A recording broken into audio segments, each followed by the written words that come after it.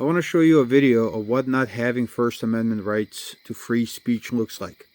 In Great Britain, the government simply decided that a pro-Palestinian organization, an organization in Britain that demands end of slaughter in Gaza, and they protest, and the government just simply said that these people now are terrorists, even though they have not killed anyone, whatever. And now supporting them in any way is an actual crime. You can go to prison for it. So I want you to watch this video. I'm doing this because I'm a follower of Jesus Christ, who broke the rules and created peace. You've got to understand I'm doing this because I'm a follower of Jesus Christ, who broke the rules and created peace. Is not a terrorist organisation. Here, here. It is the people of Gaza. Palestine is not about a terrorist organisation. Here, here. On your television, the slaughter that is happening.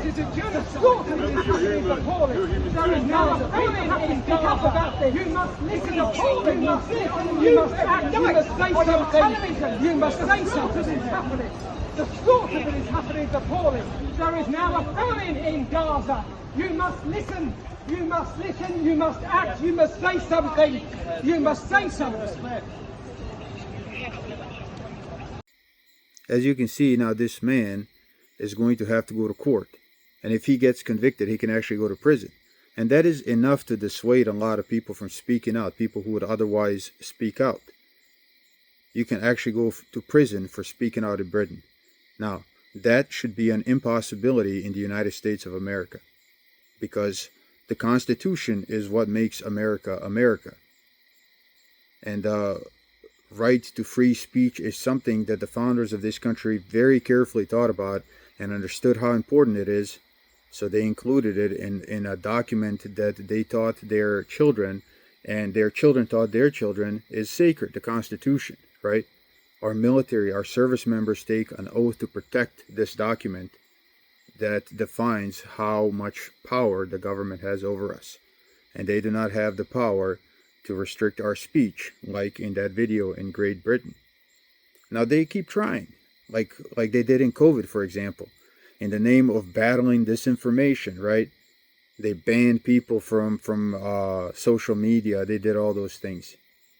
And now they're going to try to do it in the name of combating terrorism, right? Oh, you can't support the Palestinians because that's anti-Semitic. It's combating hate speech. They inserted this definition that's on a website somewhere, and they're trying to make that law, make that the definition of hate speech.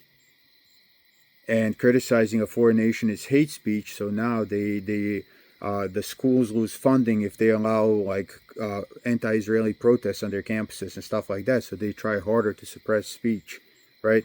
It's not technically like in Great Britain where you go to prison, but that's how they attack free speech here. And that is why it's important to understand who your enemy is. Your greatest enemy is the enemy who is attacking the greatest right given to you that you inherited as an American, which is the right to free speech. Whoever tries to take that away from you under any circumstances by any means is your greatest enemy, because that is your greatest right. It's trying to take what is most valuable to you away.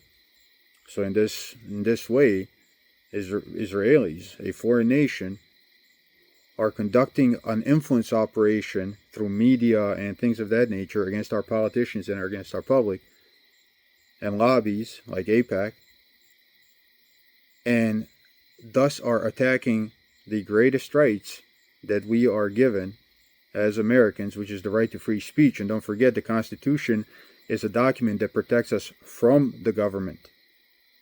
That is why it's there, to protect us from the government. So whenever anyone in government says, I have the right to restrict what you say in this way or that way, then that person is now a domestic enemy. Is trying to restrict speech. So that's who our enemy is. It's Israel. And we are under attack through an influence operation and have been for 70, 80 years now. Know who your enemies are.